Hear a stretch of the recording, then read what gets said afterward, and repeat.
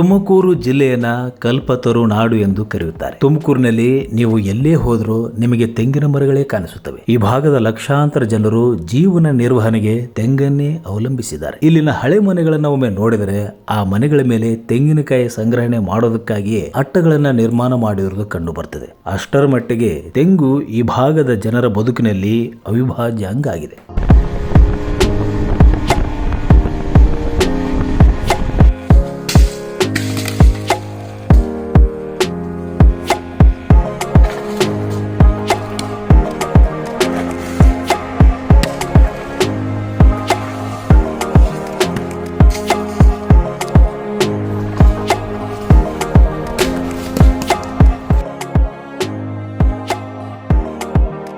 ತೆಂಗು ಬಹುಪಯೋಗಿ. ಎಳೆನೀರು, ಕಾಯಿ, ಕೊಬ್ಬರಿ, ಎಡೆಮಟ್ಟೆ, ತೆಂಗಿನ ಗರಿ, ಕಾಯಿ ಸಿಪ್ಪೆ, ಕರಟ ಎಲ್ಲದರಲ್ಲೂ ದೊಡ್ಡಿದೆ. ಒಂದಲ್ಲ ಒಂದು ರೀತಿ ತೆಂಗು ಈ ಭಾಗದ ರೈತರ ಕೈ ಹಿಡಿದಿದೆ, ಕಾಪಾಡಿದೆ. ರಾಜ್ಯದಲ್ಲಿ ಪ್ರತಿ ವರ್ಷ 2 ಲಕ್ಷ ಟನ್ ಅಷ್ಟು ಒಣ ಕೊಬ್ಬರಿ ಉತ್ಪಾದನೆ ಆಗುತ್ತೆ. ಇದರಲ್ಲಿ ಸಿಂಹಪಾಲು ತುಮಕೂರಿನದ್ದು.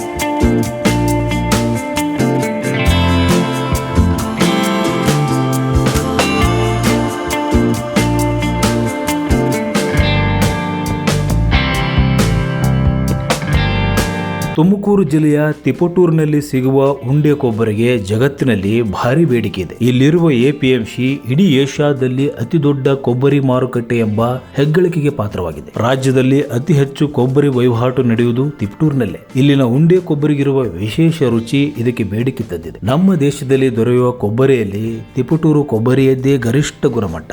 ಇದನ್ನು ತಿನ್ನುವ ಕೊಬ್ಬರಿ ಎಂದೇ ಕರೆಯಲಾಗ್ತದೆ. ಈ ಕೊಬ್ಬರಿ ಎಣ್ಣೆ ತಯಾರಿಕೆಗೆ ಹೋಗುವುದಿಲ್ಲ, ಬದಲಿಗೆ ಉತ್ತರ ಭಾರತದ ರಾಜ್ಯಗಳಲ್ಲಿ ಅಡುಗೆ, ಸಿಹಿ ತಿನಿಸು, ಸೌಂದರ್ಯವರ್ಧಕಗಳ ತಯಾರಿಕೆ ಮತ್ತು ಧಾರ್ಮಿಕ ಕಾರ್ಯಗಳಿಗೆ ಬಳಕೆ ಆಗ್ತದೆ. ಕರಾವಳಿ ಮತ್ತು ಕೇರಳದಲ್ಲೂ ಕೂಡ ತೆಂಗನ್ನ ಹೇರಳವಾಗಿ ಬೆಳೆಯಲಾಗ್ತದೆ. ಆದರೆ ಅಲ್ಲಿ ಬೆಳೆಯುವ ಕೊಬ್ಬರಿ ತಿಪಟೂರು ಕೊಬ್ಬರಿಯಷ್ಟು ರುಚಿ ಹೊಂದಿರುವುದಿಲ್ಲ. ಇದೇ ಕಾರಣಕ್ಕೆ ಅಲ್ಲಿನ ಕೊಬ್ಬರಿ ಬಹುತೇಕ ಎಣ್ಣೆಯ ತಯಾರಿಕೆಗೆ ಮಾತ್ರ ಬಳಕೆ ಆಗ್ತದೆ.